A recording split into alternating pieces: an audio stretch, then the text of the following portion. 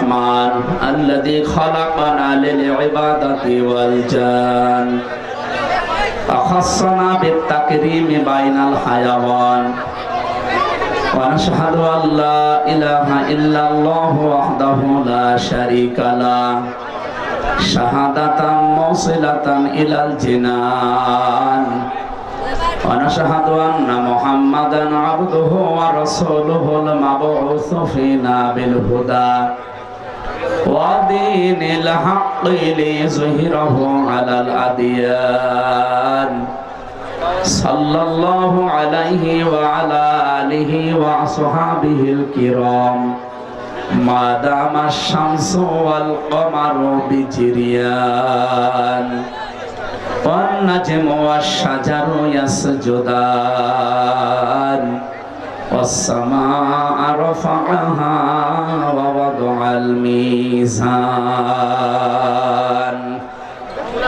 أعوذ بالله من الشيطان الرجيم بسم الله الرحمن الرحيم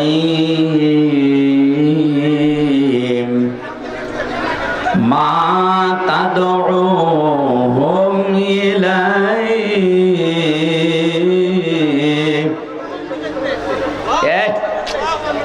আমারে আলোচনায় বসিয়ে ওরা গল্প করছে কথা বন্ধ করেন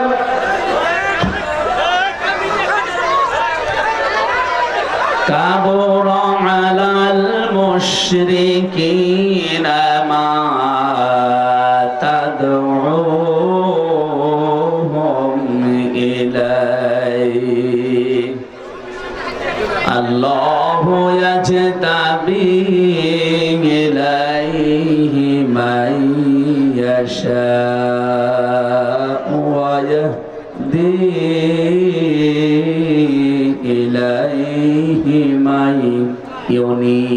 ينيب صدقت يا ربنا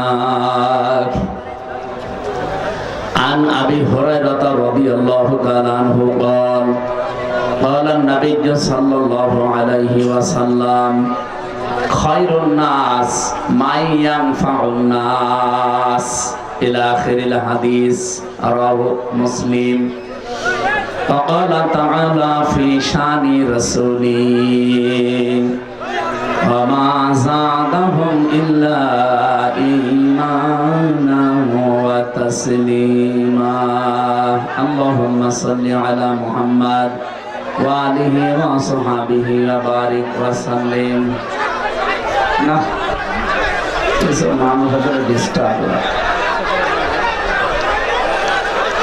এই ক্যামেরাম্যান যারা আছেন একটাও যেন দাঁড়িয়ে না থাকে সব বসিয়ে দেন তো দেন বসিয়ে দেন যা আর এখানে আপনারা দাঁড়িয়ে আছেন কার জন্য বসেন বসেন বসেন সব বসেন এই ছেলে পুলিশ আসে তারপরও ভয় হয় না না বাংলাদেশের ঐতিহ্যবাহী জেলা এটা রাজশাহী তানোর থানার অন্তর্গত সিন্ধুকায় ফুটবল ময়দানে 2 দিন ব্যাপী ঐতিহাসিক তাফসীরুল কোরআন মাহফিলের সমাপনী রজনীর স্বনামধন্য সভাপতি জনাব মাওলানা সিরাজুল ইসলাম সভাপতি ওলামা বিভাগ রাজশাহী জেলা আতালাল্লাহু উমরাহু ওয়া বারাকাল্লাহু ফি হায়াতি আমিন সহ সভাপতি জনাব অধ্যাপক আব্দুল সালাম জনাব আলহাজ ইমাজউদ্দিন মন্ডল মাওলানা মনিরুল ইসলাম আরফানা লাকা যিকরাক বলেন আমিন মাহফিলের প্রধান অতিথি শাইখুল মাশায়েখ বাংলাদেশ জামাত ইসলামী সিনিয়র নায়েবে আমির সাবেক এমপি আপনাদের এলাকার সন্তান বিশিষ্ট রাজনীতিবিদ শিক্ষাবিদ জনাব অধ্যাপক মুজিবুর রহমান হায়াতে তাজ্জেবা সিহাতে কুল্লিয়া কামনা করছি বলেন আমিন এ মাহফিলের বিশেষ অতিথিবৃন্দ বিশেষ করে আমার আগে যিনি কথা বলছিলেন বাংলাদেশ জামাত ইসলামী রাজশাহী জেলা শাখার শ্রদ্ধাভাজন আমির অধ্যাপক আব্দুল খালেক আলহাজ মোহাম্মদ আব্দুর রহিম ভাইস চেয়ারম্যান তানোর উপজেলা সাবেক, অধ্যাপক আবুল কালাম আজাদ তানোর, জনাব আব্দুল সাত্তার সরকার তানোর। এতক্ষণ যারা কথা বললেন ইসলামিক চিন্তাবিদ, শিক্ষাবিদ অধ্যাপক জিএম আব্দুল আওয়াল, হাফেজ মাওলানা আলাউদ্দিন, মাওলানা হোসাইন মাহফুজ সহ নামনা জানা অন্যান্য ওলামা ইকরাম।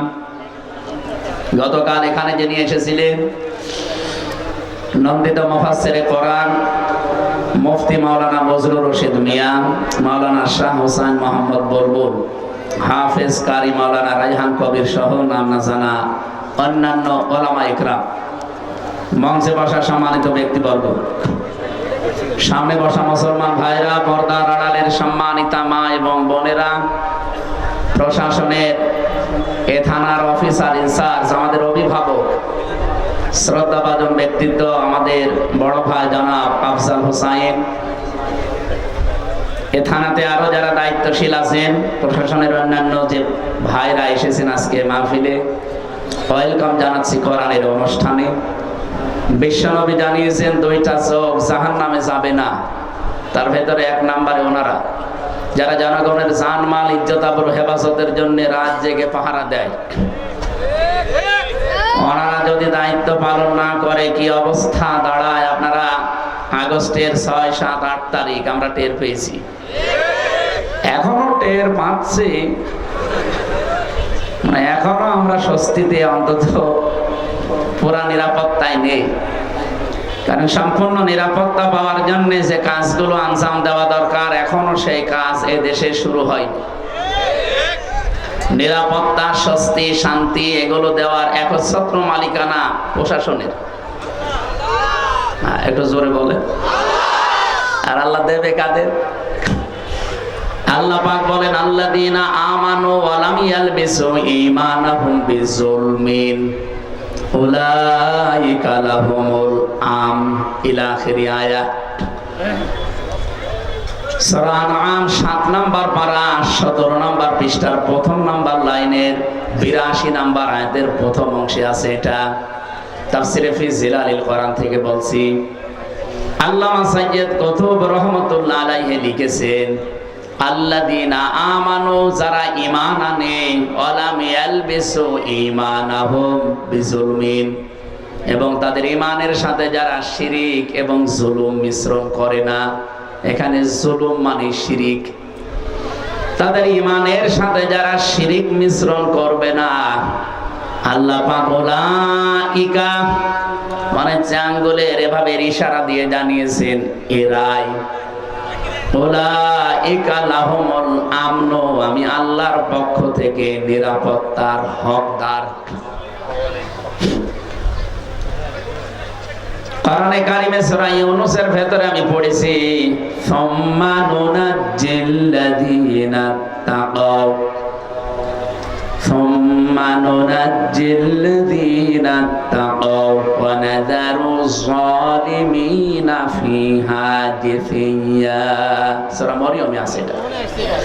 কিয়ামতের দিন যেদিন আল্লাহ পুলসিরাত মানুষকে পার করতে দেবেন, এটা পুলসিরাতের আয়াত। আপনারা অনেকে পুলসিরাত সংক্রান্ত আয়াত খুঁজে পান না, যে পুলসিরাতের আয়াত কোরআনে। সেদিন একজন বলছিল যে না, কোরআনে মনে হয় পুলসিরাতের কোনো আয়াত নেই। সূরা ইউনূস, মরিয়ম, এটা ৭০, ৭১, ৭২ এই আয়াতগুলো পড়বেন, দেখবেন পুলসিরাত সংক্রান্ত বিষয় এখানে আলোচনা করা আছে। কিয়ামতের দিন আল্লাহ পুলসিরাতটা বানিয়ে দেবেন জাহান্নামের উপর দিয়ে। মিজানে যখন আপনার সবকিছু শেষ হয়ে যাবে কর্মকাণ্ড, এরপরে আপনাকে জান্নাতে আল্লাহ প্রবেশ করানোর জন্য এই ব্রিজটা পার হওয়া লাগবে, এই সেতুটা। এটা তো আর যমুনা সেতু, পদ্মা সেতুর মতো না, এত বড় লম্বাও হবে না, চুলের মতো চিকন হবে আর হীরার মতো ধার হবে। আর এরকম ৬-৭ কিলোমিটার, ৮ কিলোমিটারও না। পৃথিবীতে এত বড় সেতু কোনো জায়গায় নেই। ৩০,০০০ বছরের মতো রাস্তা। আল্লাহ তাআলা বলেন ওয়া ইন মিনকুম ইল্লা ওয়ারিদুহা কানা আলা রাব্বিকা হাতমান মাকদিয়্যা সুম্মা নুনাজ্জিল্লাযীনা তাকাও ওয়া নাযারু যালিমিনা ফিহা জিসিয়া। অবশ্যই তোমাদেরকে আমি পুলসিরাত পার করাবো। পুলসিরাত মার করানোর সময় যাদের ইমানের সাথে জুলুম শিরিক এগুলো মিশ্রণ ঘটে নাই তাদেরকে আমি বাঁচিয়ে দেব। আর যাদের শিরিকের গন্ধ পাওয়া যাবে এদের বাঁচানো না, এরা কেটে কেটে জাহান্নামের ভেতরে পড়বে। ফাকাদিমনা ইলা মা আমিলু মিন আমালিন ফাজআলনাহু হাবাআম মানসুরা। এটা আছে সূরা ফুরকানের 23 নম্বর আয়াতে। কিয়ামতের দিনে শিরিক মিশ্রিত আমল ওর মুখের উপরে ধূলিকণার মতো নিক্ষেপ করা হবে। বলেন নাউজুবিল্লাহ। এই আয়াত থেকে যেটা প্রমাণ পাওয়া যায়, যদি কেউ আল্লাহর পক্ষ থেকে স্বস্তি নিরাপত্তা পেতে চায় তাহলে মাস্ট বি তাকে তার ঈমান শিরিক এবং জুলুম মুক্ত করা লাগবে। আমাদের যা ঈমান, আমাদের ঈমানকে আর শিরিক যুক্ত করার জন্য বহু কায়দা কৌশল চলছে। আমি সামনে যাব ইনশাআল্লাহ। 2 নম্বরে জুলুম, এটা তো আরো মারাত্মক। তাহলে আমার যে কথা ছিল, ওনারা নিরাপত্তা দেওয়ার জন্য রাত জেগে জেগে পাহারা দিচ্ছে। আমি এখান থেকে কুষ্টিয়া পর্যন্ত যেতে কমপক্ষে 5 থেকে 6 জায়গায় এই ভাইদেরকে পাওয়া যাবে। ওই মানুষগুলো সারা রাত জেগে আছে, পাহারা দিচ্ছে। এই জন্য যারা জনগণের জানমাল ইজ্জত আবরু হেফাজতের দায়িত্বে আছেন, এই চাকরিটা শুধু চাকরি না, এটা একটা ইবাদত। আর পুলিশের চাকরিতে যেহেতু কোনো ডিউটি নেই, 8 ঘন্টা 10 ঘন্টা না, 24 ঘন্টায় ডিউটি। ওনারা যদি টয়লেটে বসে থাকে, যদি ডাক দেয়, আমার মনে হয় ওই অবস্থায় চলে আসা লাগে। কারণ আমার দোলা ভাই পুলিশ, আমার চাচা পুলিশ, বাবাও ছিল এক সময়, এখন আর নেই।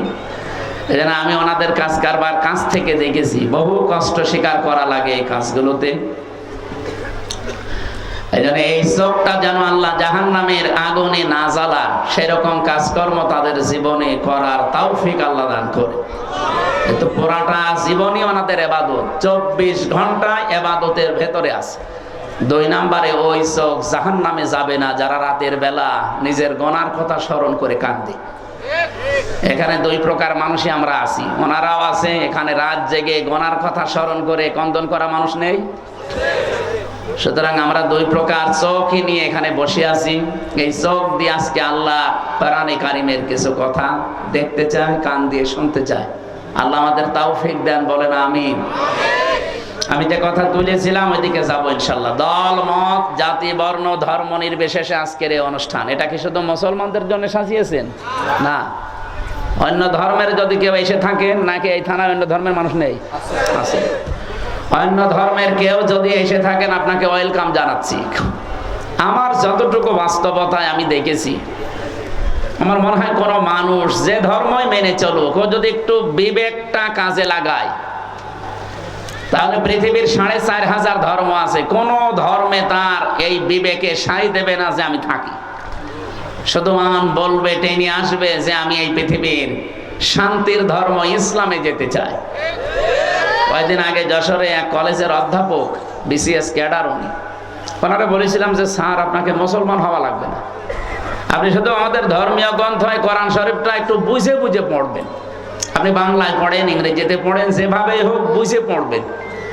3 মাস পরে দেখি আল্লাহর বান্দা মুসলমান হয়ে গেছে। ওনারা জিজ্ঞাসা করলাম, আপনি 3 মাসের সময় নিলেন না হঠাৎ? বলছে, আমি কোরআন শরীফের পুরাটা আমি আনাকম জানাকম পড়ি নাই, বুঝে বুঝে পড়েছিলাম। পুরাটা পড়ার পরে আমার বিবেক আর মানে নাই। আমি দেখলাম যে আমার ধর্মে যেটা 12 মাসে 13 পূজা করি আমরা, আমার দেবতার কোনো অভাব নেই। 33 কোটি দেবতা আমাদের। কত? আপনি যদি ওনারে বলেন যে স্যার একটু নাম বলেন তো কয়টা, আমার মনে হয় 33টা নামও বলতে পারবে না। অথচ এখানে আমরা মক্তবে যারা পড়ে এদেরকে জিজ্ঞাসা করেন আল্লাহর নাম কয়টা, অন্তত 99টা তো বলবেই, বলবে না? আল্লাহর নাম কয়টা?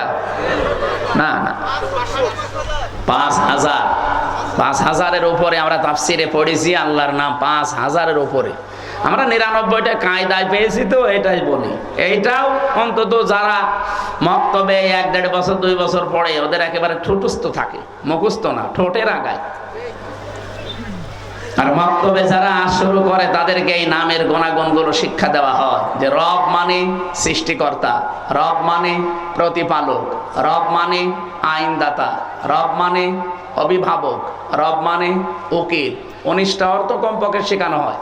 যারা মাক্তবে পড়ান তারা অবশ্যই জানেন আল্লাহর প্রত্যেকটি নামের গুণাগুণ তাকে বোঝানো হয় যে সামনে এরকম কিছু আসবে তোমার জীবনে। আল্লাহ রাব্বুল আলামিন কোরআনে কারিমে জানিয়েছেন সিবগাতাল্লাহ ওয়া মান আহসানু মিনাল্লাহি সিবগাতা ওয়া নাহনু লাহু আবিদুন। আমার রঙে রঙিন হও, আমার চাইতে উত্তম রং পৃথিবীতে আর কারো আছে? আল্লাহর রং কি? কালো, সাদা, কি? এই যে নামগুলো নিয়েছেন, এই নামগুলোর বৈশিষ্ট্য আমাদের ভেতরে আল্লাহ দেখতে চান। আমার আল্লাহর নাম হচ্ছে খালেক, তিনি সৃষ্টিকর্তা। তিনি কি বলেন? তিনি শুধুমাত্র সৃষ্টি করেন এতটুকু না, সূরা মরিয়ম কি তাহার ভেতরে আছে তিনি সৃষ্টি করার পরে ওই সৃষ্টি চলতে যা লাগে ওই পথটা তিনি শুধু দেখাতে পারেন, অন্য কেউ পারে না। যেন এখান থেকে একটা বিষয় আমরা আপনাকে এখানে রেকর্ড হচ্ছে, তো সারা দুনিয়া যাচ্ছে এখন, এটা অলরেডি লাইভ চলছে। সারা পৃথিবীর যারাই দেখেন আল্লাহকে, যারা রব সৃষ্টিকর্তা এই শব্দে বিশ্বাস করে, তাদের জীবনে এই শিরকটা যেন না আসে যে সৃষ্টিকর্তা অন্য কেউ হতে পারে। আমরা দুঃখজনক হলেও সত্য যেহেতু বলা লাগছে, আমাদের যিনি পালিয়ে গেল উনি একবার বলেছিলেন যে এই ফসলে বরকত হওয়ার পর বলেছিলেন মা দুর্গা গজে চড়ে এসেছে, এই জন্য ফসলে বরকত হয়েছে। ফসলে বরকত সৃষ্টি করে কি আল্লাহ না দুর্গা? অন্য হিন্দু যদি বলতো আমি জীবনে কিছু বলতামই না, সে একটা হাজি মানুষ।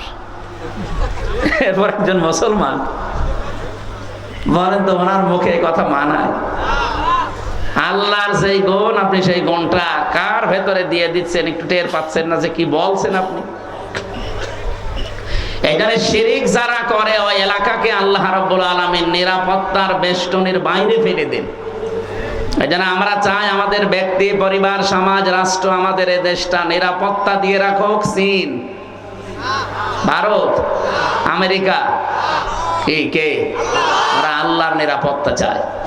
যেন আল্লাহর পক্ষ থেকে যদি সত্যি আপনি নিরাপত্তার বেষ্টনীতে থাকতে চান, ঈমান যতটুকু আছে এটার ভেতরে যেন শিরিক মিশ্রণ না হয়।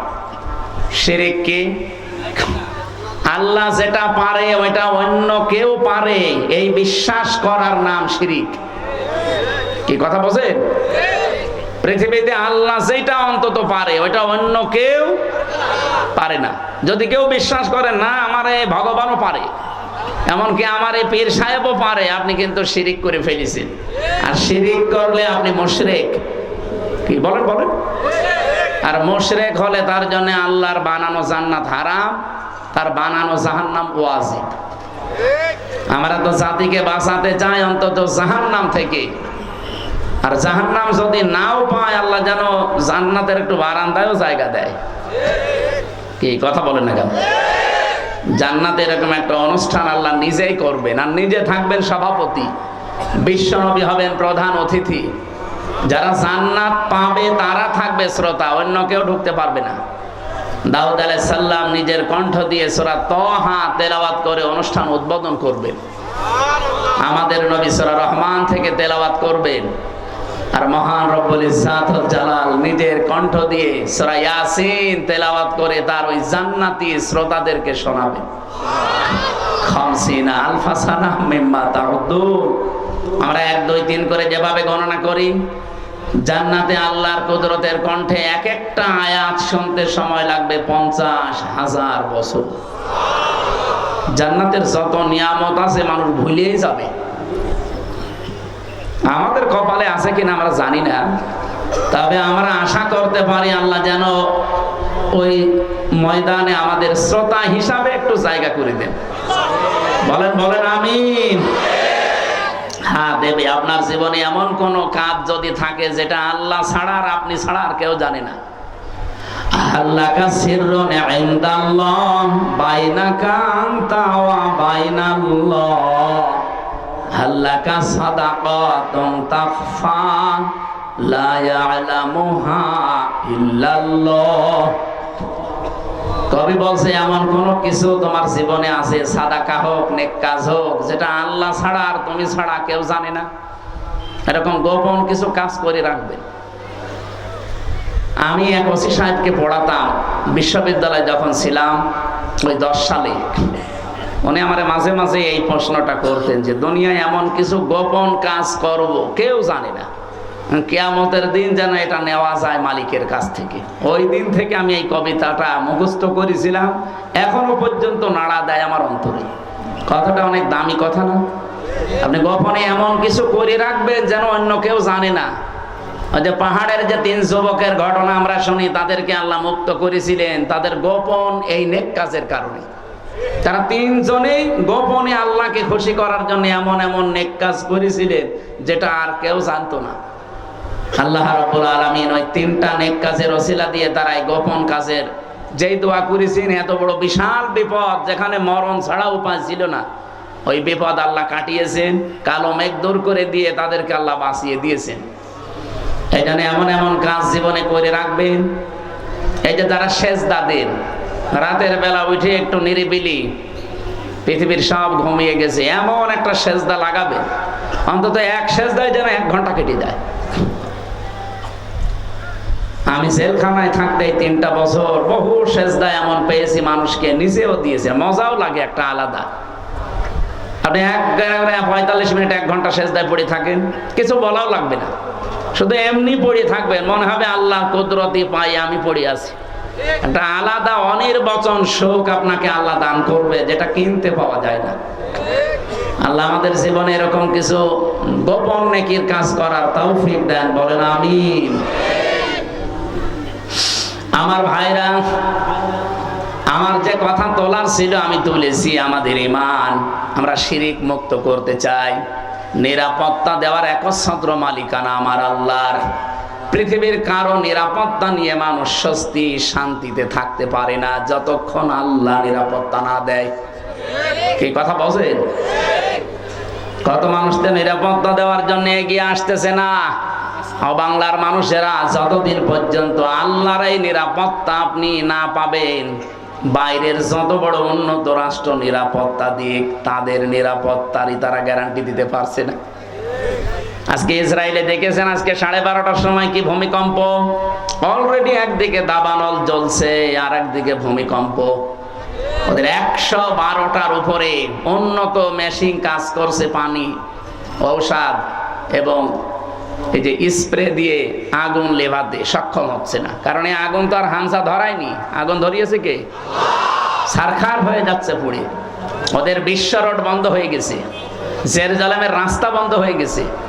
এভাবে যদি আর সর্বোচ্চ সপ্তাহখানেক ওরা কন্ট্রোলে আনতে না পারে, পৃথিবীর মানচিত্র থেকে এই জঘন্যতম জাতি ইহুদিরা, ইসরায়েল রাষ্ট্র, এটা পৃথিবী থেকে হালাক হয়ে যাবে। এগুলো হওয়ার পেছনে আমি কোরআন থেকে একটা কারণ পেয়েছি। সূরা ইউনূস 100 নম্বর আয়াত, 11 নম্বর পারা, 19 নম্বর পৃষ্ঠা, 4 নম্বর লাইনে আছে, শেষের দিকে পাবেন। ওয়ায়াজআলুর রিজসা আলাল্লাযিনা লা ইয়াকিলুন। কোন মানুষ যদি তার বিবেক অনুযায়ী কাজ না করে, আবার বলেন, কোন মানুষ যদি বিবেক অনুযায়ী কাজ না করে, তাহলে তার উপরে আল্লাহ নিজে ভুল সিদ্ধান্ত চাপিয়ে দেয়। ওয়ায়াজআলুর রিজসা আলাল্লাযিনা লা ইয়াকিলুন। বিবেক, বুদ্ধি, কমন সেন্স, এটা অনুযায়ী যদি কেউ দুনিয়াতে কাজ না করে, তার উপরে ভুল সিদ্ধান্ত চাপিয়ে দেয় কে? এই লোকটা বিবেক বহির্ভূত কাজ করেছিল। 1940 সালে ওদেরকে থাকতে দিয়েছিল, আমরা যেমন মায়ানকে রোহিঙ্গাদের থাকতে দিয়েছি, মানবতার খাতিরে ওদেরকে থাকতে দিয়েছিল। এই পৃথিবীর নিকৃষ্ট জাতি এখন এই ইহুদিরা, খালি গায় খালি পায়, তামাম দুনিয়ার কেউ নেয়নি। অথচ এই মানুষগুলোকে থাকতে দিয়ে এখন তারা কাল হয়ে দাঁড়িয়েছে। কি কথা বলে না কেন? যারা থাকতে দিল তাদেরকে এখন দেশ থেকে তাড়িয়ে দিচ্ছে। এই সিদ্ধান্তটা তার ভুল ছিল। এই মানুষগুলো বিবেক বহির্ভূত কাজ করার কারণে আল্লাহ এমন কিছু চাপিয়ে দিয়েছে যেটা এখন কন্ট্রোলের বাইরে। এদিকে তাকান, কোন দিকে তাকিয়ে আছেন আপনি? দ্বিতীয় নম্বরে আমাদের পাশের প্রতিবেশী নামে কলঙ্ক।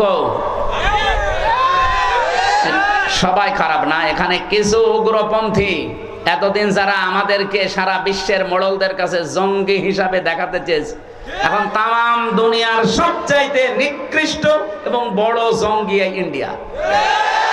এর উগ্রপন্থী যারা, তারা মোদী যেহেতু উগ্রপন্থী, এই জন্য নামও এসেছে পৃথিবীতে নিকৃষ্ট মানুষের তালিকায় 2 নম্বরে। আপনি এখন ইন্টারনেট সার্চ দেন, 6 জন মানুষের নাম পাবেন দুনিয়ার সবাই তাদের ঘৃণা করে। 1 নম্বরে নেতানিয়াহু, 2 নম্বরে মোদী, 3 নম্বরে আমাদের যেটা পালিয়েছে, ওইটার নাম আমি বলি না, ওইটার নাম বললে আমার কেমন লাগে। বলেন এই মানুষগুলো কি শুধু আমরা খারাপ বলছি? তাম দুনিয়া যত সৃষ্টি আল্লাহ করেছেন সব সৃষ্টি ওদের ঘৃণা করে, দেখতেই পারে না। ওরা আজ দাঙ্গা অলরেডি লাগিয়ে দিয়েছে। আপনি কি মনে করছেন ওটা তার কাটার ওপারে থাকবে? বাতাস এই দেশে আসলো বলে। এজন্য গোবিন্দ পরামানিক অলরেডি কাল পরশু দিন জানিয়েছে, হে পৃথিবীর হিন্দুরা, এ মাতাল লোকটাকে থামান, কারণ ও যা করছে এটা বিবেক বহির্ভূত কাজ। আমি আমার জায়গায় থাকবো, আমার সম্পদ নিয়ে, আমার জীবন ইজ্জত আবরু নিয়ে আমি না, ও সব এখন দখল করার চেষ্টায় আছে। আমাদের বাপ দাদা মুসলমান যারা, তারা হাজার হাজার বিঘা জমি জায়গা ওয়াকফ করে দিয়েছিল মসজিদ, মাদ্রাসা, খানকা, গোরস্থান, ঈদগার জন্য, অথচ এখন অবৈধ একটা আইন পাশ করে সব দখল করে নিচ্ছে। আর এমন শয়তানের শয়তান খালি মাটির নিচে মন্দির পায়। পৃথিবীর মানুষ মাটির তেল, গ্যাস, সোনা, রূপা, আরো কি পায়? খালি মন্দির পায়। তা যেখানে সেখানে না, শুধু মসজিদের নিচে মন্দির পায়। এখন যদি বাংলাদেশে আমরা আওয়াজ তুলি যে ঢাকার স্বামীবাগের ইসকন মন্দির, এটা 1000 বছর আগে মসজিদ ছিল, এটা ভেঙে ফেলা হবে, মানবেন? আর আমরা করবো না, কারণ আমাদের এই ধর্মে এরকম বাড়াবাড়ি, জোর জবরদস্তি, এ দাঙ্গা, এগুলো আছে। লা ইকরাহা ফিদ্দীন, ধর্মে কোনো বাড়াবাড়ি নেই, যার ধর্ম সে পালন করবে। এই দেশেই তো এই জন্য পৃথিবীতে আমাদের দেশটা আজ মানে উজ্জ্বল দৃষ্টান্ত হয়ে আছে। এই 54 বছরে আমরা আরো উপরে থাকতাম যদি প্রতিবেশী না থাকতো। এই শয়তানরা আমাদের উঠতেই দেয়নি, খালি মিথ্যা ছড়িয়েছে। মাইক্রোসফট রিপোর্ট দিয়েছে তাম দুনিয়ার 257টা দেশ নিয়ে, যে পৃথিবীতে সবচাইতে বেশি মিথ্যা তথ্য পরিবেশন করে ইন্ডিয়া। ওরা আল্লাহর একটা একটা করে ঘর সব ভেঙে ফেললো। কতগুলো ঘর ভেঙেছে দেখেছে? আজকেও একটা ঘর ভেঙেছে। আমার মনে হয় আমার নিজের ঘর ভাঙলেও আমাদের মুসলমানের কাছে এত কষ্ট লাগতো না, আল্লাহর ঘর ভাঙলে আমাদের যত কষ্ট লাগছে। এই লোকটা বিবেক বহির্ভূত কাজ করছে। এই জন্য কোরআনের কথা ছিল, ওয়ায়াজালুর রিজসা আলাল্লাযিনা লা ইয়াকিলুন, যারা বিবেক বহির্ভূত কাজ করবে তার উপরে ভুল সিদ্ধান্ত চাপিয়ে দেবে কে? আল্লাহ। এই জন্য আপনারা ওকে থামান, নয়তো টুকরা টুকরা হতে কিন্তু দেরি হবে না। এই কথা বলে না কেন? এই 2টা দেশের কথা বলার পরে আমি একটা কথা বলতে চাই, যেহেতু সামনে এসেছে এই জন্য বলছি। বাংলাদেশে কালকের দিন পর একটা রায় আছে, 2টা বিষয়ের রায় একদিনে হতে পারে, নিবন্ধন এবং একটা মাজলুম মানুষ জনাব এটিএম আজহারুল ইসলাম। আমার মনে হয় যারাই দায়িত্বে আছেন বিবেক বহির্ভূত কোনো কাজ করবেন না। যদি বিবেকের বাইরে যে কোনো কাজ করেন, রাগে হোক আর কারো ইশারায় হোক, ভুল সিদ্ধান্ত কিন্তু আল্লাহ চাপিয়ে দেবে, তখন আর সামাল দিতে পারবেন না। কারণ এদেশের মানুষ অলরেডি তাদের দেওয়ালে পিঠ থেকে গেছে বারবার এই তারিখ পেছাতে পেছাতে। আর মামলার তারিখ পেছালে যে কেমন লাগে আমি তো এই 3 বছরে টের পেয়েছি। আমার মামলাটা কমপক্ষে 30 বার সিএমএম কোর্ট, জজ কোর্ট, হাইকোর্ট মিলে 30 বার উঠেছে। যেদিন ওঠে মনে করলাম যাক আজকে বের হতে পারবো। আল্লাহ, বিকাল বেলা সংবাদ আসেছে না, হয়নি, আবার 1-1.5 মাস পেছিয়েছে। এই সময় যে কি কষ্ট লাগে, যারা জেলে থাকে তারা ছাড়া এ ওয়াজ করে বোঝানো যাবে। অত কয়বার ঘোলা নিলে লোকটাকে বারবার ঘোরাচ্ছে, এমনকি 6 তারিখে ডেট দিয়ে এখন আবার ফের 8 তারিখে। আমার মনে হচ্ছে এরা যদি বিবেক বহির্ভূত কাজ এবার করে না, এবার সামাল এরা দিতে পারবে না। আমার কথা আমি সবাইকে জানাচ্ছি, আগামী 8 তারিখে কালকের দিন পর আমরা চাই এই মাজলুম মানুষটাকে নিঃশর্ত ভাবে খালাস করে দেওয়া হোক। এই মাজলুম মানুষটা বেকার 13 বছর জেলে আছে। যে সমস্ত সাক্ষী, এগুলো পৃথিবীর অষ্টম আশ্চর্য বিষয়। 6.5 কিলোমিটার দূর থেকে নাকি সাক্ষী দিয়েছে, 3 কিলোমিটার, কেউ 2.5 কিলোমিটার। ওর চোখে কি শকুনের চোখ লাগানো ছিল, তাও তো সম্ভব না। এই জন্যে বাঙালিকে আর হাইকোর্ট দেখাবেন না, বিবেক বহির্ভূত কোনো কাজ যেন এ দেশে আর না হয়। আমি 318 পৃষ্ঠা পড়লাম এই 3 দিনে। ওই যে নারী কমিশন যেটা জমা দিয়েছে, এর ভেতরে প্রায় কোরআনের 13টা আয়াতের ওরা ভুল ধরিস। আরে 13টা আয়াত কেন, 13টা অক্ষরও তো বাদ দেওয়া কোরআন থেকে সম্ভব না। এই কথা বলেন না কেন? একটা অক্ষরও সম্ভব না। 26টা আয়াতের বিরুদ্ধে ওরা মামলা দিয়েছিল, ভারতে কেস করেছিল যে এগুলো বাতিল করা লাগবে। আর এরা অলরেডি 13টা আয়াতে হাত দিয়েছে। এদের পেছনে কোনো রাঘব বোয়াল আছে, অথবা এরা মানসিক বিকারগ্রস্ত মেয়াদ উত্তীর্ণ গাঁজা খেয়ে ফেলেছে। মেয়াদালা গাঁজা খেলেও তো মানুষ, আমি তো দেখি লালনের মাজারে পুলিশে পাহারা দেয়, মেয়াদালা গাঁজা খাইতে, এই জন্য ওরা চুপচাপ থাকে। আর এরা মেয়াদ উত্তীর্ণ গাঁজা খেয়েছে, এই জন্য এমন এমন কথা দিয়েছে। এ মানে পড়ার পরে আমার আশ্চর্য লাগছে, এরা কি বাইরে থাকার মতো সুস্থ মানুষ? এদের তো পাবনায় পাঠানো দরকার। ওরা লিখেছে যে স্বামী স্ত্রীর যে মিলন, এই মিলনে যদি স্ত্রী রাজি না থাকে, স্বামী যদি সহবাস করে জোর করে, তাহলে তার বিরুদ্ধে ধর্ষণের মামলা দেওয়া হবে। ধর্ষণের মামলা যদি দেয়, রায় হবে কি? ফাঁসি। কথা বলছেন এখানে যে একজন বিচারপতি আন্দাজে ফাঁসি দেবে, সাক্ষী লাগবে না। আর স্বামী স্ত্রীর বিষয়টা তারা 2 জন ছাড়া কেউ জানে। এখন ওখানে তো আমার মনে হয় ইউটিউবারদের দিয়ে রাখা লাগবে। দেখ এরা কি খেয়ে কথা বলে আমি বুঝি না। অথচ এটা পড়া কোরআন শরীফের একেবারে মানে টাটকা বিরোধী কথা। সূরা নূরে কি নিসার ভেতরে আছে স্বামী স্ত্রীর যে ব্যবহারের নিয়ম নীতি, অথচ পুরা তারা পাল্টাতে চায়। 2 নম্বরে তারা লিখেছে যে দেহ আমার, সিদ্ধান্ত আমার। এটা কোরআনে কারিমের প্রায় 8টা আয়াতের বিরুদ্ধে। আমি নিজে যতটুকু পড়েছি, আলাহুল খালকু ওয়াল আমরু ইনিল হুকমু ইল্লা লিল্লাহ, এরকম 8টা আয়াত সরাসরি কোরআনের বিরুদ্ধে ওরা কলম ধরেছে। ওরা বলতে চায় দেহ আমার, সিদ্ধান্ত আমার। আর আল্লাহ বলেন সৃষ্টি আমার, সিদ্ধান্ত আমার। দেহ আপনার, আপনাকে কে বলেছে? আপনি দেহের মালিক। আমি এই যে 33 বছর বয়স আমার, বলেন তো 34 বছর আগে হামজা নামে উল্লেখ করার মতো আমি কিছু ছিলাম? 92 সালে আমি জন্ম নিয়েছি, অথচ 91 সালেও হামজা নামে আমি এখানে বসার যোগ্যতা রাখতাম। আমার মা বাবা দায়িত্ব পালন করেছে, তারা শুধু বিছানায় ছিল, এই বাকি যা করার সব করেছে আমার আল্লাহ। আল্লাহ বলেন মায়ের রেহেমের ভেতরে বাবার এই বীর্যটা যখন দ্রুত গতিতে এখানে এসে হাজির হয়, কমপক্ষে এটা 40 দিন 40 দিন 40 দিন 40 পাল্টাতে থাকে। 120 দিনে আমি আল্লাহ এইটাকে কমপক্ষে 4-8টা জিনিস বানিয়ে ফেলি। আপনি যদি এখানে কম্পিউটার ভেড়াতেন, স্ক্রিন দিলে আমি একটা একটা করে আপনাকে দেখাতে পারতাম। বাবার এই নাপাক পানিটা দিয়ে আল্লাহ যে 4টা জিনিস বানায়, এটা সূরা তরিকের ভেতরে আছে। ফালিয়ানজুরিল ইনসানু মিম্মা খুলিক, খুলিকা মিম্মা দাফিকি ইয়াখরুজু মিন বাইনিস সুলবি ওয়াত তারাইব। এক একটা শব্দ যদি ভেঙে ভেঙে আপনি অর্থ করেন, দেখবেন সুলবুন 1 বচন দিয়েছেন, তারাইব দিয়েছেন বহু বচন। আমি এটা বাইবেল, কোরআন এবং সায়েন্স, ডক্টর মরিস বোকাইলের লেখা এই আয়াতের তাফসীর পড়তে গিয়ে উনি খুব সুন্দর করে বিজ্ঞানের ব্যাখ্যা দিয়েছেন। পড়ার পরে আমার মনে হচ্ছিল এতদিন আমি যেভাবে পড়েছিলাম, এটা পড়ি কোরআন শরীফ একেবারে হাতে কলমে জিবরাইল আমারে শেখাচ্ছে।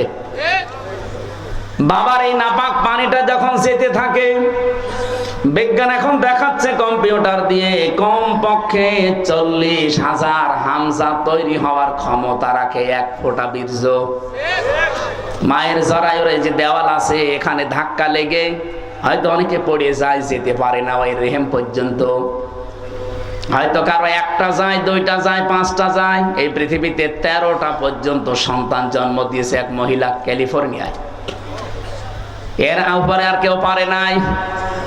বলেন তো 40,000 মানুষ একটা ফোঁটার ভেতরে আমার আল্লাহ লুকিয়ে রেখেছে। যদি মায়ের পেটে জায়গা থাকতো আমার আল্লাহ 40,000 সন্তানই ওখান থেকে বের করতো। আমি ওই দিন থেকে যে প্রতিযোগিতা আরম্ভ করেছি, আমাকে কেউ হারাতে পারে নাই। আমার নিজেরই ভাই বোন কিন্তু 40,000-এর ভেতরে মাত্র আমি হামজা একা বেঁচেছিলাম। বাকি 39,999 জন সব ওই দেওয়ালের সাথে ধাক্কা লেগে মরে গেছে।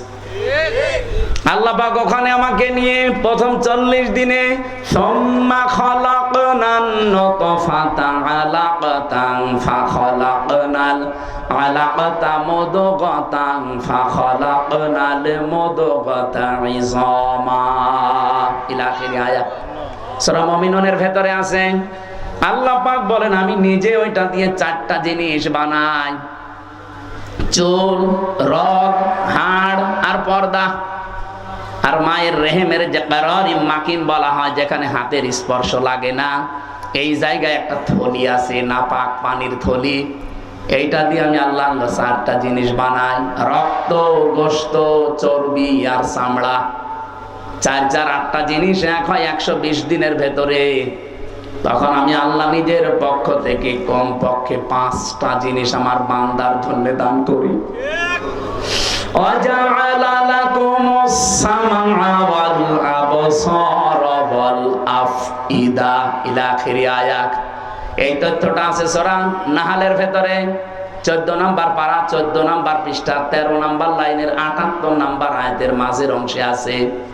আল্লাহ বলেন শ্রবণ শক্তি, দর্শন শক্তি, বাক শক্তি, আকেল শক্তি আর ঘ্রাণ শক্তি, এই 5টা আমি আল্লাহ আমার রব নামের কারণে তোরে ভিক্ষা দিয়েছি। যদি একটা কম দিতাম দুনিয়ায় তুই আসতিস, কিন্তু পূর্ণাঙ্গ হয়ে না, অপূর্ণাঙ্গ হয়ে। বলেন তো রব নামের কারণে যে 5টা জিনিস আল্লাহ দয়া করে আমারে দিলেন, যদি দর্শন শক্তি না দিত তাহলে আমি আসতাম কিন্তু কানা হয়ে। অনেক কানা মানুষ আসে না? বলেন বলেন। আল্লাহ পাক যদি বাক শক্তি না দিত কথা বলা, তাহলে আমি আসতাম কিন্তু বোবা হয়ে। আমাকে যদি আল্লাহ শ্রবণ শক্তি না দিত আমি আসতাম কিন্তু কালা হয়ে। যদি আকেল শক্তিটা না দিত আসতাম কিন্তু পাগল হয়ে। অনেক পাগল আসে না? তখন আমাকে স্বাভাবিকভাবে স্টেজে ওঠা দূরের কথা, প্রধান অতিথি, বিশেষ অতিথি, ওসি সাহেব দূরের কথা, মানুষ বলতো নাম, এখান থেকে কানা, পাগল। স্টেজের ধারে পাশেও পাগল কানারে আসতে দিত। একটুখানি এই জায়গায় নিজেকে নিয়ে ভাবেন আল্লাহ কি দয়া আপনার উপরে করলেন। এই জন্য মানুষের ওই দুর্বল জায়গায় আল্লাহ পুরা কোরআনে যেখানেই উনি ইঙ্গিত দিয়েছেন এমন শব্দ ব্যবহার করেছেন যেটা আল্লাহরও বিশ্বাস হতে চায় না। সূরা বাকারা 27 নম্বর আয়াতে দেখবেন, 28 নম্বর আয়াত আল্লাহ রাব্বুল আলামিন বলেন কাইফা তাকফুরুনা বিল্লাহি ওয়া কুনতুম আমওয়াতান ফাআহইয়াকুম সুম্মা ইউমীতুকুম সুম্মা ইউহয়ীকুম সুম্মা ইলাইহি তুরজাউন। মানুষ আমার সাথে নাফরমানি করে কি করে? আমার বিধান মানতে চায় না, ও এত সাহস পায় কি করে? এই জন্য আল্লাহ শব্দ শুরু করার আগে কাইফা দিয়েছেন। এখানে যারা আরবি গ্রামার বোঝেন, যারা বালাগাত মানতে পড়ায় ওদের জিজ্ঞাসা করেন কাইফা শব্দটা কমপক্ষে 29টা অর্থে ব্যবহার হয়। আমি সামারাইজ করে 19টা অর্থে পেয়েছি। এর ভেতরে 13 নম্বর একটা কায়দা বালাগাত মান থেকে আছে। কাইফা শব্দ সেন্টেন্সের আগে ব্যবহার করা হয় এই জন্যে যেটা আল্লাহরও বিশ্বাস হতে চায় না। আল্লাহ বলেন কাইফা তাকফুরুনা বিল্লাহ, মানুষ আমার সাথে নাফরমানি করে, কুফরি করে, আমার বিধান মানতে চায় না। কেমন করে? অথচ মৃত ছিল, ওকে আমি জীবন দিয়েছি। আল্লাহরও বিশ্বাস হচ্ছে না যে লোকটা আমার সাথে কুফরি করতে পারে। এখানে শব্দ দিয়েছেন কাইফা। এজন্য মানুষ আমরা যখন কুফরি করি, আল্লাহর নিয়ামতের শুকরিয়া আদায় না করে নাফরমানি করি, তখন আল্লাহ আশ্চর্য হয়ে থাকে যে কি এও আমার সাথে নাফরমানি করতে পারে, অথচ কি ছিল? মৃত ছিল। বলেন বলেন। ওখান থেকে আমি আল্লাহ 6 মাসের পরে ওরে জীবন দিলাম। বিজ্ঞান এখন দেখাচ্ছে মানুষের মায়ের পেটে 6 মাসের আগে পর্যন্ত কিন্তু জীবন দেওয়া হয় না। এর আগে বিভিন্ন স্ট্রাকচার তৈরি করা হয়। 360টা হাড় দিয়েছেন আল্লাহ, জোড়া দিয়েছেন, 9768 প্রকার চামড়া দিয়েছেন শরীরে। এক এক জায়গার চামড়ার গুণাগুণ এক এক রকম। কমপক্ষে আপনার বিভিন্ন জায়গায় যে চামড়াগুলো আছে, চামড়ার সাথে এমন কিছু সেট করা আছে, এই যে শুধু এই চামড়ার টুকুতে 153টা রগ দেওয়া আছে, রেখা। পৃথিবীর আজ পর্যন্ত কোন মানুষের এই জায়গাটা একজন আর একজনের সাথে মেলে নাই, কিয়ামতের আগে মিলবেও না। 153টা রেখা যদি কেটেও যায়, আবে আপনার দেখবেন ঠিক হয়ে যাবে। আমার এই জায়গাটায় ছোটবেলায় একবার কাজ ঢুকে নষ্ট হয়ে গিয়েছিল। আমি পরে ছাপ নিয়ে দেখেছিলাম যে না, ঠিক হচ্ছে না। কিছুদিন পরে দেখি আগেরটায় আবার ফিরে গেছে। তাহলে এইটা কিয়ামতের আগ পর্যন্ত আমার সাথে 153টা রেখার কারো মিলছে না, মিলবেও না। এর পেছনে একটা শক্তি কাজ করছে, তিনি কে? শুধুমাত্র জহব্বা বানিয়েছেন আল্লাহ। এই যে জহব্বা বলা হয় জিবা, বিজ্ঞান এখন এই জহব্বা নিয়ে গবেষণা করে জানিয়েছে এর ভেতরে কমপক্ষে 2 কোটি আস্বাদন স্তর আছে, স্বাদ নেওয়ার স্তর আছে। এই পৃথিবীতে যত বড় রেস্টুরেন্ট হোক, রেস্তোরাঁ হোক, হোটেল হোক, 2 কোটি খাবার রান্না হওয়ার কোন হোটেল আপনি পেয়েছেন? হ্যাঁ, আমি এই বয়সে আমার মনে হয় কতগুলো দেশ আমি ঘুরে আসলাম, পৃথিবীর কোন উন্নত দেশেও এত প্রকার খাবার আমি পাইনি। সর্বোচ্চ খাবার পেয়েছি 180 প্রকার। এই যে গাজীপুরের কাপাসে একটা হোটেল আছে নিরিবিলি, তোতামিয়া, ও খাবার রান্না করে 180 প্রকার পর্যন্ত খাবার ওর হোটেলে আমি পেয়েছি। একটা মাহফিল নিয়েছিল, বললাম খাবার দেন তো কি কি আছে দেখি। এটা কি? বলছে কাঁঠালের পাতা ভর্তা। কাঁঠালের পাতা ভর্তা বলে, এও একটা তরকারি। আর এইটা বাঁশের পাতা ভর্তা। মানে সারা দুনিয়া করিয়ে মাত্র 180 প্রকার। আর আমার জহব্বার ভেতরে আল্লাহ স্বাদ নেওয়ার স্তর দিয়েছেন কত? 2 কোটি। কিয়ামত পর্যন্ত দিলেও তো স্বাদের স্তর শেষ হবে না। এই স্তরটা আল্লাহ দেয় কখন? বিজ্ঞান এখন জানাচ্ছে কমপক্ষে যখন 6 মাস হয়ে যায়, 6 মাসের পরে তখন আপনার ভেতরে আল্লাহর রূহ দেয়। এটা আল্লাহর সিদ্ধান্ত। রূহ কি? আল্লাহর হুকুম বা সিদ্ধান্ত। ওরা যে বলছে সিদ্ধান্ত আমার, দেহ আমার, আরে ভাই দেহ আপনার না, সিদ্ধান্ত আপনার না। এ দেহ বানিয়েছে ওই যে শুরু থেকে কে বলেন তো? আরো জোরে বলেন। মা বাবার কি দায়িত্ব ছিল? সূরা ওয়াকিয়ার ভেতরে আছে, ওরা শুধু বিছানায় ছিল, এই শেষ। বাকি যা করছে ওখান থেকে, সেই বীর্য থেকে হামজা পর্যন্ত কে?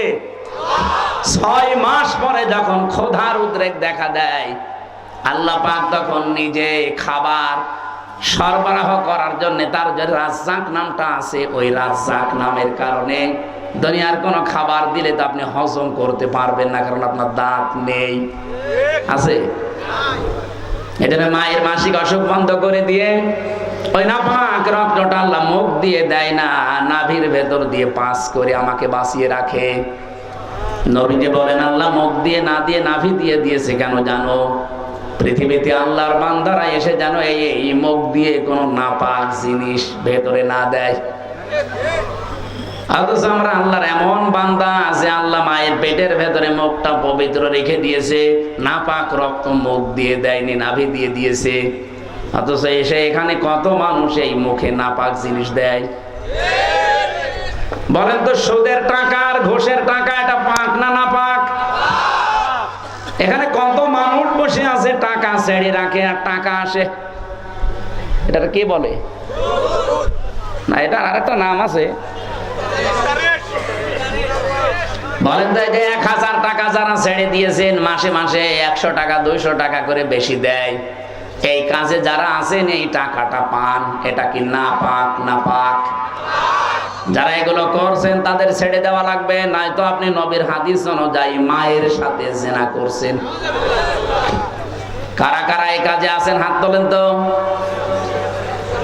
এই এলাকা তো ভালো মনে হচ্ছে, আলহামদুলিল্লাহ।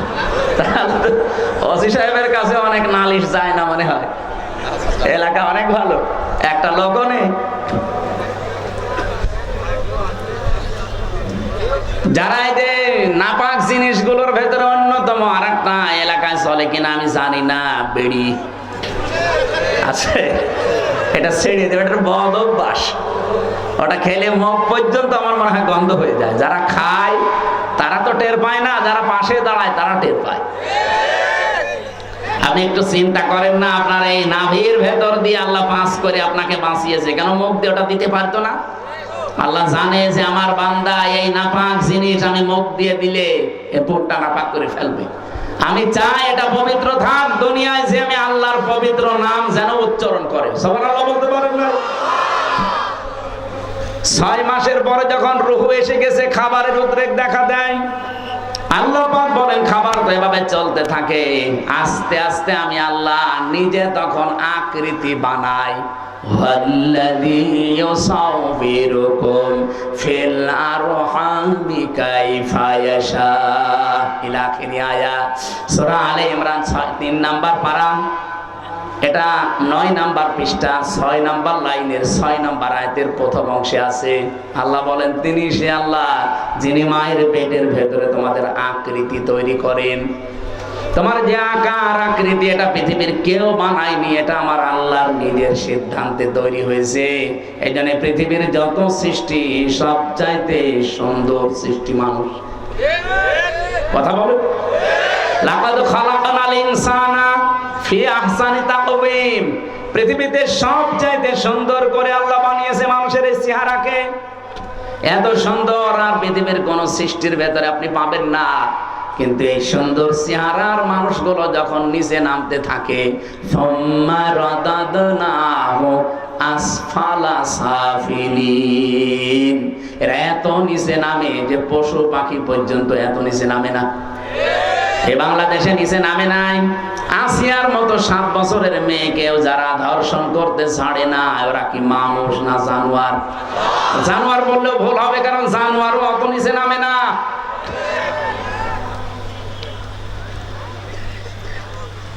কোরআনে কারিমের সূরা এটা বানি ইসরাইলের 70 নাম্বার আয়াতের প্রথম অংশে আছে, 15 নম্বর পারা 8 নাম্বার পৃষ্ঠার প্রথম নাম্বার লাইনে আছে। এটা আমি শিক্ষা দেওয়ার জন্য বলছি।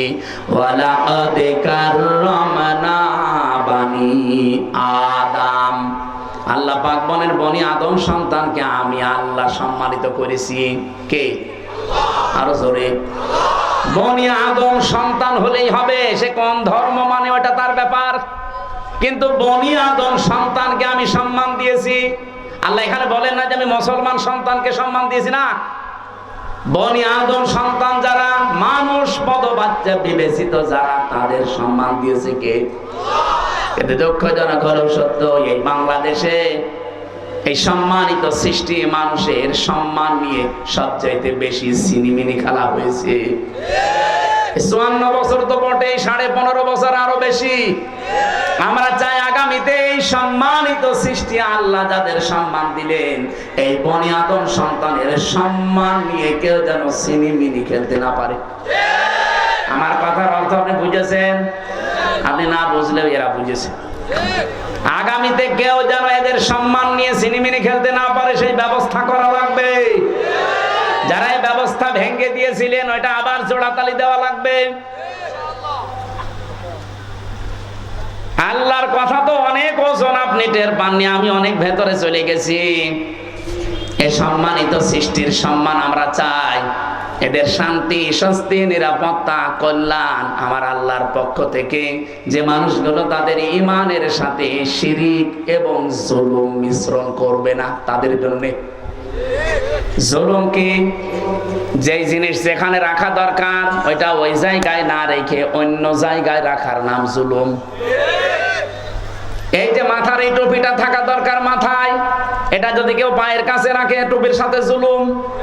এই কথা বলছেন না কেন? আমার স্যান্ডেল আমি পেছনে রেখে দিয়েছি, এটা থাকার দরকার পায়ের কাছে, এটা যদি আমি মাথায় নিয়ে বসে থাকি এটা এই স্যান্ডেলের উপরে জুলুম। কারণ যেখানে যার স্থান ওইটা ওই জায়গায় রাখা লাগবে। আল্লাহ পাক এই কোরআনকে পাঠিয়েছেন এই পৃথিবীর ময়দানে সবচাইতে উঁচু জায়গায় রাখার জন্য। বাংলাদেশে সবচাইতে উঁচু জায়গা এখন সংসদ। এক কথা বলছেন না? আমরা চাই এই কোরআন সংসদে যাক। অধ্যাপক মুজিবুর রহমানের মতো মাত্র 300 এমপির 151 জন যদি সামনে এই নির্বাচনে কোরআন বুকে নিয়ে যেতে পারে, এটা উপরে উঠে যাবে। কি এই কথা বলেন না কেন?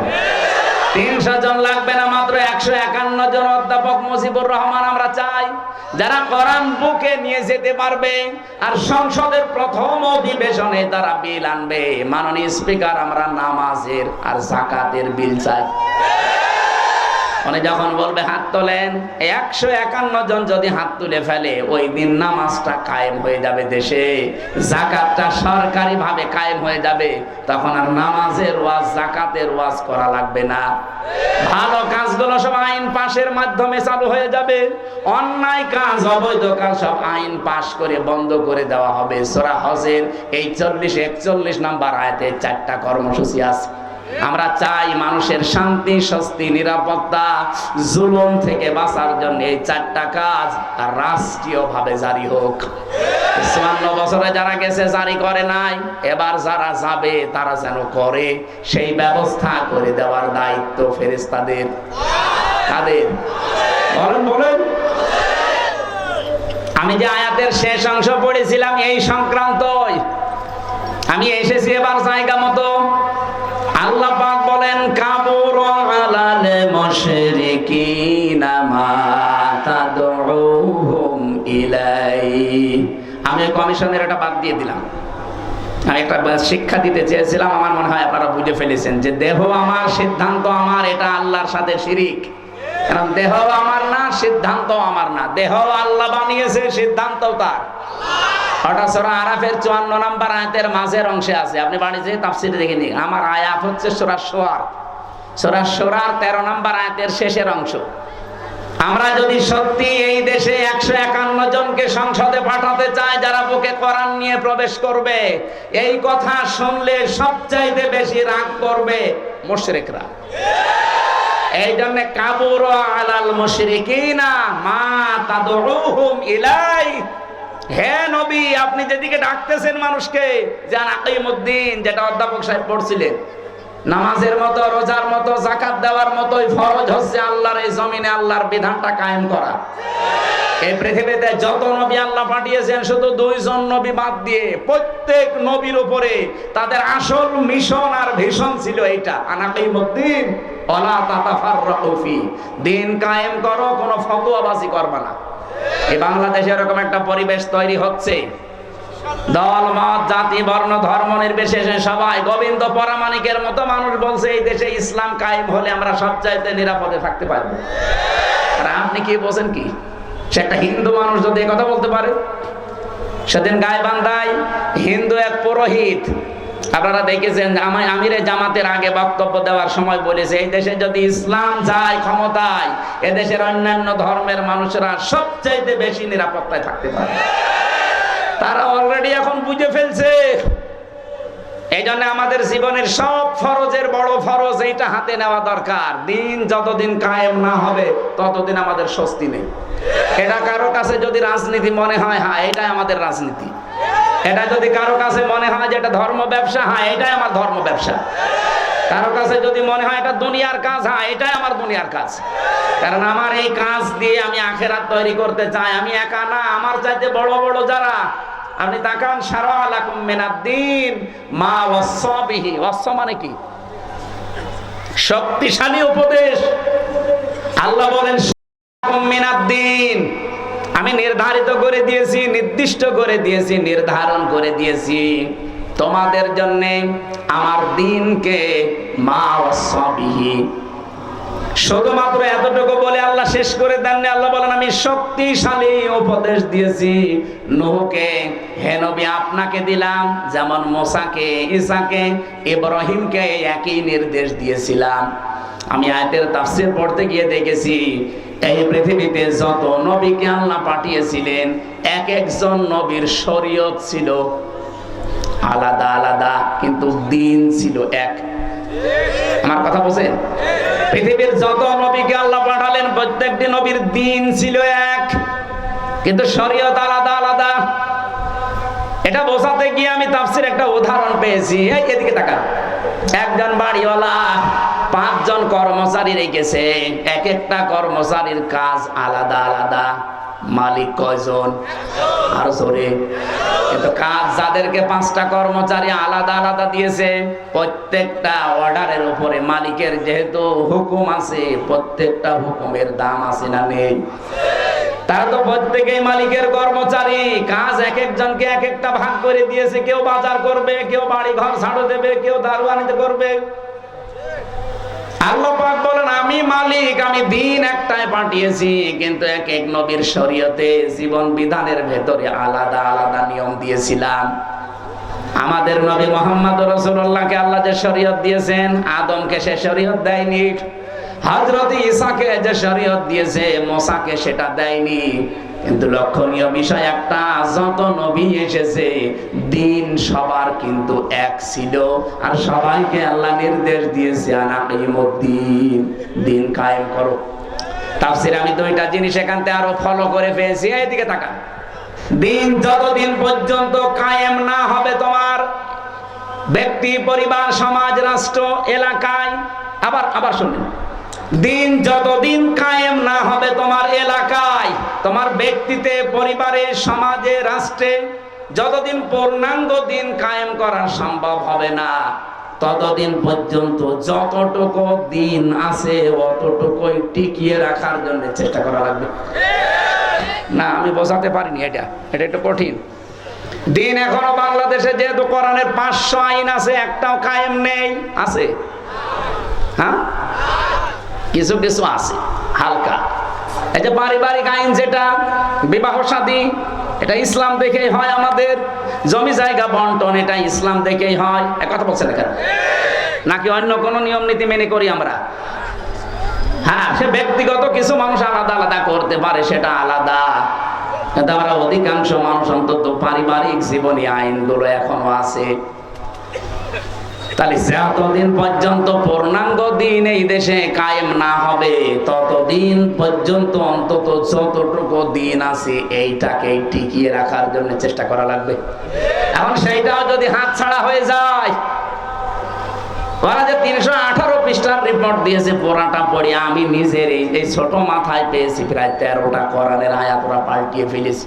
এইগুলো মানলে নাকি অবিচার হবে, বৈষম্য হবে।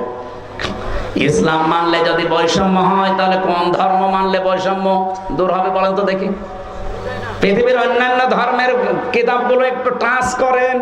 ইহুদিদের ধর্ম আছে, খ্রিস্টানদের ধর্ম আছে, এই মুশরিকদের ধর্ম আছে, বৌদ্ধদের ধর্ম আছে। এদের ধর্মীয় গ্রন্থগুলো যতটুকু পারেন পড়েন। আমি বিশ্ববিদ্যালয়ে থাকাকালীন একটু টাচ পেয়েছিলাম, ওরা সবগুলো জায়গায় বৈষম্যের শিকার করে আছে। ওদের মেয়েদেরকে বিবাহের সময় যা দিয়ে দেয় ওইটাই শেষ, অথচ বিবাহের সময় মেয়েদের বাড়িতে, এইদিকে তাকান, বিবাহের সময় মেয়ের বাড়িতে মেয়ের বাবার কাছ থেকে ছেলে পক্ষের লোক যদি একটা পানও তার সন্তুষ্টি ছাড়া খায়, এইটাও পায়খানা খাওয়ার মতো হারাম। যেটা আমরা এই যে বরযাত্রী বলে চালিয়ে দেই, কোথায় পেয়েছেন ভান্ডাবি? এটা হিন্দুদের থেকে এসেছে এই বরযাত্রীর নিয়ম। মুসলমানদের বিয়েতে কোনো বরযাত্রী যাবে না, মুসলমানদের বিয়েতে হবে ওলিমা। আর ওলিমা কি ছেলের বাড়ি হয় না মেয়ের বাড়ি? হ্যাঁ, ছেলের বাড়ি। এলাকায় কি বরযাত্রী যাওয়ার সিস্টেম আছে? এটা বন্ধ করা লাগবে। কোন বাড়িতে এখন আর বরযাত্রী যাওয়া যাবে না, কারণ কারণ মেয়েদের সম্মান মর্যাদা নবীজি নিজে এত বাড়িয়ে দিয়েছেন। বিশ্ব নবী যতগুলো বিয়ে করেছিলেন তার চারটা মেয়ে তিনি বিয়ে দিয়েছেন, একটাকেও তিনি বরযাত্রী খাওয়াননি। উনি করেছেন নিজে অলিমা, জামাইদেরকেও করিয়েছেন অলিমা। সুতরাং আজকে থেকে তওবা করেন, আমরা বরযাত্রীর দাওয়াত পেলে আর যাব। আমার সাথে একটা ছেলে থাকে, বলছে হুজুর এই ওয়াজ আর 2 দিন পরে করবেন, আমার বিয়েটা হয়ে যাক।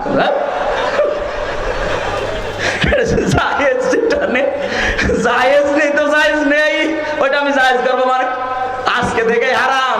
এতদিন নাই না জেনে খেয়েছি, এখন আমরা আর খাবো? বরযাত্রী যাবে, ওলিমা করেন, আমি রাজি আছি, দরকার হয় 5 দিন ধরে খাওয়ান, অসুবিধা নেই।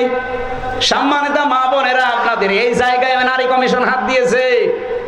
কত সম্মান আল্লাহ কোরআনে কারিমে নবীজির হাদিসে সূক্ষ্ম ভাবে আল্লাহ দিয়েছেন। যদি আপনার নিজের সম্মান আপনি বুঝতেন, নিজের এই মর্যাদা ফিরে পাওয়ার জন্য আন্দোলন করতেন। আর ওরা কি কমিশন বানিয়েছে, নারীদের আরো ঠকিয়েছে। ওরা বলে যৌনকর্মী যারা তাদেরকে শ্রমিকের মর্যাদা দেওয়া লাগবে। ওরা শ্রমিক হয় কি করে? তাহলে কালকে তো ঢাকায় তো এসে পুলিশকে বলবে যে ভাই স্যার আমরাও শ্রমিক, আমাদের কম কষ্ট নেই ডাকাতি করতে। কি ডাকাতি করা কষ্ট না?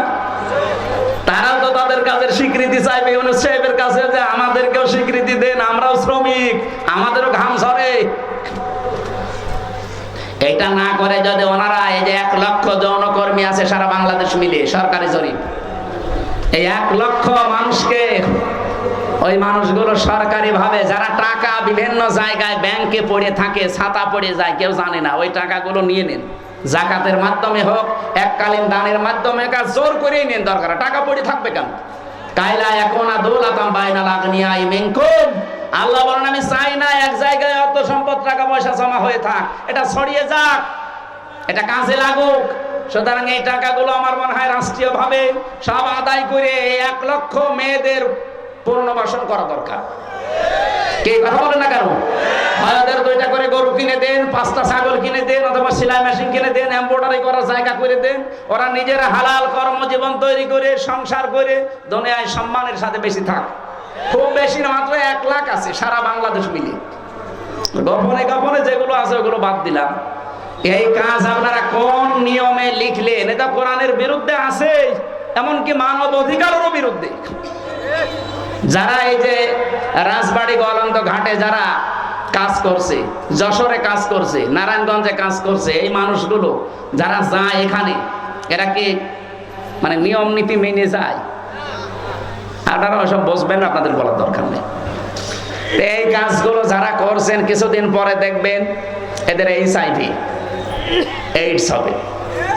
আপনি তো একটা জাতিকে ধ্বংস করার রাস্তায় নামিয়ে দিচ্ছেন। আমি আরো নিচে নামতে পারতাম, নামলাম না। বাস্তবতা এইটাই, মেয়েদের যে সম্মান ওরা আসলে বোঝে না। ওরা নিজেরা তো আমার মনে হয় মেয়ে না। ওদের 10 জনের চেহারা দেখলাম টিভির পর্দায়, একটাকেও আমার মেয়ে মনে হয় না। মেয়েদের তো একটা কাটিং কুটিং থাকে, কোন কাটিং এর মেয়ে লোক? এখানে যারা পুরুষ মানুষ আছে, আমার মনে হয় আমি আওয়াজ দিলাম যে পুরুষ যারা পুরুষ প্যান্ডেলে আসেন, মহিলা যারা মহিলা প্যান্ডেলে যান, আর যারা যে বিড়ি খেয়ে বেড়াচ্ছে ওরা কি? ওরা পুরুষও না মহিলাও না, ওরা কি? হিজড়া। আমার মনে হয় ওই 10 জন যে কমিশনে আছে এগুলো একটা মেয়ে লোক না, পুরুষও না, ওই হাফ। এই জন্য উল্টা পাল্টা রিপোর্ট দিয়েছে। এদের রিপোর্ট মানা তো দূরের কথা, এই কমিশনই বাংলার মানুষ মানে না। এই কথা বলেন না কেন? এদের কমিশন যদি মেনে এই বিবেক বহির্ভূত কাজ করা হয়, এমন দাবানল জ্বলবে না। ওরা তো 112টা মেশিন দিয়েও পারছে না, আপনি সারা দুনিয়া এনেও পারবেন না। আমি ইঙ্গিত দিলাম, আশা করি আপনি বুঝেছেন। এরকম কোন বিবেক বহির্ভূত কাজ এই দেশে আমরা কেউ করবো না, সাপোর্টও করবো না। তাহলে ভুল সিদ্ধান্ত আল্লাহ নিজে চাপিয়ে দেবেন, তখন কন্ট্রোলের বাইরে চলে যাবে। আল্লাহ আমাদের হেফাজত করুন। আমরা বলছিলাম দিন যতটুকু আছে এতটুকু টিকিয়ে রাখা লাগবে, এটাও একটা আনাকিমুদ্দিন, পূর্ণাঙ্গ যতদিন কায়েম না হয়। যেহেতু এই দেশে এখনো অলিমার সিস্টেম নেই, না আছে আছে কিছু কিছু জায়গায়। স্যার আপনি কি অলিমা করেছিলেন? ইনি একজন করেছে, এসারে অনেক করে অনেক বর ছাত্রী দান্দায় আছে। আমিও তো ওনার মতো, আমি বেশি মানুষ নেয়নি, মাত্র 7-8 জন নিয়েছি। শ্বশুরকে বলেছি দরকার 170 জন খাওয়িয়ে দেবো, এই সময় তো বুঝতাম না। না, আমরা এখন যেহেতু বুঝে ফেলেছি এই সিস্টেম, এখন মেয়ের বাপের উপরে জুলুম বন্ধ করা লাগবে। এখন থেকে আমার ওলিমা শুরু হবে, বরযাত্রী খাওয়া কি জায়েজ নেই। এমন মেয়ের বাবা খাওয়াতে, কেমন মেয়ের বাবা এমন পাগল আছে যে আপনার মতো 500 পাগলকে খাওয়াবে? আমি বারবার এই কথা বলছি কেন, আমার মেয়ে 3টা, আমার বাসা লাগবে না। একটু ট্রেনে করলাম, অন্তত যাদের ছেলে আছে তারা এখন বুঝে মরুক, আমি তো বেঁচে যাব। মেয়ের বাবার অনেক সম্মান। নবীজি বলেন কেউ মেয়ের বাবাকে ছোট চোখে দেখবা না, মেয়ের বাবাকে খারাপ কথাও বলবা না, কারণ আমি নবী মুহাম্মদ রাসূলুল্লাহ নিজে মেয়েদের বাবা। সুবহানাল্লাহ বলতে পারবেন না? কোন ঘরে যদি একটা মেয়ে লোক আসে, সঙ্গে সঙ্গে 4 জন ফেরেশতা চলে আসে।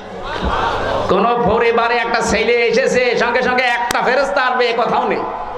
আর 4 জন রহমতের ফেরেশতা এসে মেয়েটার মাথায় হাত বলিয়ে বলে, এটা দুর্বল দেহ থেকে এসেছে, এই মেয়েটাকে যারা আদর ভালোবাসা স্নেহ দেবে, দিন শেখাবে, একাদের খাওয়াবে, পড়াবে, প্রতিপালন করে সব পাত্র দেখে পাত্রস্থ করবে, কিয়ামতের দিন আমি নবী আর ওই মেয়ের গার্জিয়ান এইভাবে পাশাপাশি জান্নাতে থাকবে। কোন ছেলের ব্যাপারে এমন কথা হাদিসে আছে নেই। এই জন্য মেয়ে হলে যারা রাগ করেন, মন খারাপ করেন, করবেন না ভাই। আমি নিজের সহ যাদের মেয়ে আছে, আমরা খুশি হব যে আল্লাহ আমাকে দয়া করে জান্নাতের অধিকারী বানিয়েছেন। বলেন সুবহানাল্লাহ। বিশ্বনবী জানিয়েছেন, যার একটা মেয়ে তার একটা জান্নাত, যার 2টা মেয়ে তার 2টা জান্নাত, যার 3টা মেয়ে আল্লাহ তাকে 3টা জান্নাতের অধিকারী বানিয়ে দিয়েছেন। আল্লাহ আমাদের মেয়ে যাদেরকে দিয়েছেন, এই মেয়েগুলো যেন জান্নাতে যাওয়ার মাধ্যম হয়। বলেন আমিন। কিন্তু শর্ত কয়টা? প্রথমে তাকে ভালোবাসা লাগবে, 2 নম্বরে তাকে খাবার দাবারের যে ব্যবস্থা, তার পেছনে খরচের যে ব্যবস্থা, এটা করা লাগবে। 3 নম্বরে তাকে দিন শেখানো লাগবে, এই পরিমাণ যতটুকু করতে পারলে সে চলতে পারে। 4 নম্বরে তাকে সৎ পাত্র দেখে পাত্রস্থ করা লাগবে। এই 4টা কাজ যদি কোনো মেয়ের গার্জিয়ান, বাবা হোক বড় ভাই হোক, এরা যদি করতে পারে, কিয়ামতের দিন নবীজি বলেন আমি নিজে পাশাপাশি তাকে জান্নাতে ডেকে নেব, এবং যেই দিন থেকে মেয়ে ওর বাড়িতে আসবে, ওই দিন থেকে কিয়ামত পর্যন্ত আল্লাহর রহমত তার সাথে থাকবে। নবীজি কিন্তু দুনিয়া পর্যন্ত শেষ করেননি যে রহমত শুধু দুনিয়ায় পাবে, ইলা ইয়াউমিল কিয়ামাহ। এই মেয়ে যেই দিন ওর বাড়িতে এসেছে, ওই দিন থেকে আল্লাহর রহমতের একটা দৃষ্টি তার উপরে থাকবে। ওই দিন থেকে কিয়ামত পর্যন্ত আল্লাহর দয়া ওই গার্জিয়ানের উপরে থাকবে। আল্লাহ সেই দয়ার ভেতরে আমাদেরকেও শামিল করেন। বলেন আমিন। যে কথা তুলেছিলাম, যেহেতু দিন এখনো পরিপূর্ণ কায়েম নেই, যতটুকু আছে এগুলো টিকিয়ে রাখার জন্য 5 ওয়াক্ত নামাজ কায়েম নেই রাষ্ট্রে। আমরা নিজেরা অন্তত যারা পড়ি না, আরম্ভ করেন। ব্যক্তিগত জীবনে, পারিবারিক জীবন পর্যন্ত একটু ঠিক করেন। ওয়ামুর আহলাকা বিসসালাতি ওয়াসতাবির আলাইহা লা নাসআলুকা রিজকা নাহনু নারযুকুকা ওয়াল আকিবাতু লিত্তাকওয়া। সূরা তাহার 132 নম্বর আয়াতে আছে, হে নবী নিজে নামাজ পড়েন। যেহেতু এখনো কায়েম করতে পারেননি, নিজে নামাজ পড়েন। পরিবারস্থ লোক যারা আছে তাদেরকেও নামাজের তাকিদ দেন। আমি আল্লাহ আপনার কাছে রিজিক চাই না, বরং আমি আল্লাহ আপনাকে রিজিক দেই। আর শুভ পরিণাম অপেক্ষা করছে আমার মুত্তাকি বান্দাদের জন্য।